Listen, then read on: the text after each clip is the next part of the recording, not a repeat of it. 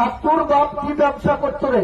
এই অভিষেক, তোর বাপ কি ব্যবসা করতো? কোথাকার শিল্পপতি ছিল? তুই কত টাকার মালিক? এত বড় স্পর্ধা আমাকে যে বলছিস গদ্দার, তোর বাপের সম্পত্তি কেড়ে নিচ্ছি আমি? না তোর পিসির কবে কি ছিল তা কেড়ে নিচ্ছি আমি? তা আমাকে গদ্দারি বলবে? আমাকে গদ্দার কাকে বলে? গদ্দারের মানে কি? তার ডেফিনিশন কি?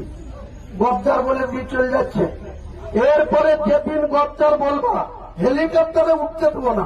হেলিকপ্টারে হেলিপ্যাড ঘিরে নেব, হেলিপ্যাড ঘিরে নেব। তোমার কত বাপের পুলিশ থাকবে? হেলিকপ্টার থেকে যদি বাপের ব্যথা হবা তা বাই রোডে রেডিনগর দিয়ে আসবা।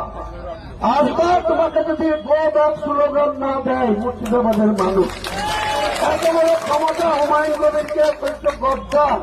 আমি তোমার কোন পৈতৃক সম্পত্তি দখল করেছি? কোন জমিটা নিয়ে নিচ্ছি যে তোমার বাবার ছিল, তোমার পিসির ছিল, তোমার আর কারো সাত গোষ্ঠীর ছিল, যে তুমি আমাকে বলবা গদ্দা? মানুষের ভোট নিয়ে দিল্লি থেকে প্যারাশুটে নেমে 14তে এমপি হয়ে